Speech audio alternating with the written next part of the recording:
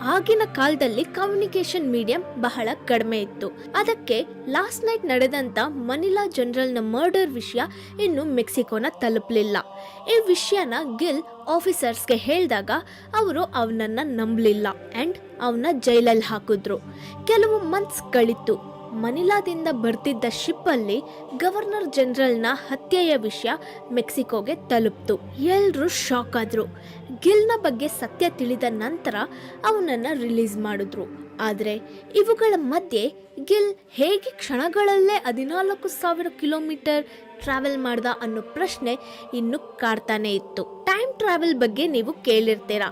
ಪಾಸ್ಟ್ಗೆ and ಫ್ಯೂಚರ್ಗೆ ಹೇಗೆ time travel ಮಾಡಬೇಕು and ಏನೇನು ಮಾರ್ಗಗಳಿದೆ ಅನ್ನೋದರ ಬಗ್ಗೆ ಡೀಟೇಲ್ಡ್ ಆಗಿ ವಿಡಿಯೋ ಮಾಡಿದ್ದೀನಿ. ಆ ವಿಡಿಯೋದ ಲಿಂಕ್ನ ಐ ಬಟನ್ ಆ್ಯಂಡ್ ಡಿಸ್ಕ್ರಿಪ್ಷನಲ್ಲಿ ಕೊಟ್ಟಿರ್ತೀನಿ, ಮಿಸ್ ಮಾಡದೆ ನೋಡಿ. ಟೈಮ್ ಟ್ರಾವೆಲ್ ಅನ್ನೋದು ಒಂದು ಟೆಕ್ನಿಕ್. ಇದರಿಂದ ನೀವು ಪ್ರೆಸೆಂಟಿಂದ ಪಾಸ್ಟ್ ಇಲ್ಲ ಫ್ಯೂಚರ್ಗೆ ಟೈಮ್ ಟ್ರಾವೆಲ್ ಮಾಡೋಕ್ಕಾಗುತ್ತೆ.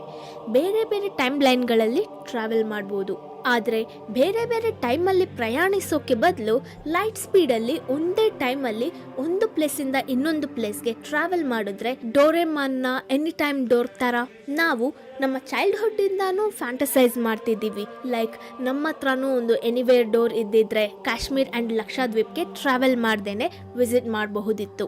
ಇದು ಪಾಸಿಬಲ್ ಅಂತ ನಾನು ನಿಮಗೆ ಹೇಳಿದ್ರೆ ನೀವು ನಂಬ್ತೀರಾ? ಇಲ್ಲ ಅಲ್ವಾ? ಆದರೆ ಇವಾಗ ಸೈನ್ಸ್ ತುಂಬಾ ವೇಗವಾಗಿ ಸಾಗ್ತಿದೆ. ಒಂದೊಂದಾಗಿ ಎಲ್ಲ ಸೈನ್ಸ್ ಫಿಕ್ಷನ್ ಕಾನ್ಸೆಪ್ಟ್ಸ್ ನಿಜ ಆಗ್ತಾ ಬರ್ತಿದೆ. ಆದ್ರಿಂದ ನೀವು ಒಂದು ಪ್ಲೇಸಿಂದ ಇನ್ನೊಂದು ಪ್ಲೇಸ್ಗೆ ಗಾಳಿಯ ಹಾಗೆ ಟ್ರಾವೆಲ್ ಮಾಡ್ಬೋದು. ಕನ್ಫ್ಯೂಸ್ ಆಯ್ತಾ? ಸ್ವಲ್ಪ ರಿವೈಂಡ್ ಮಾಡೋಣ.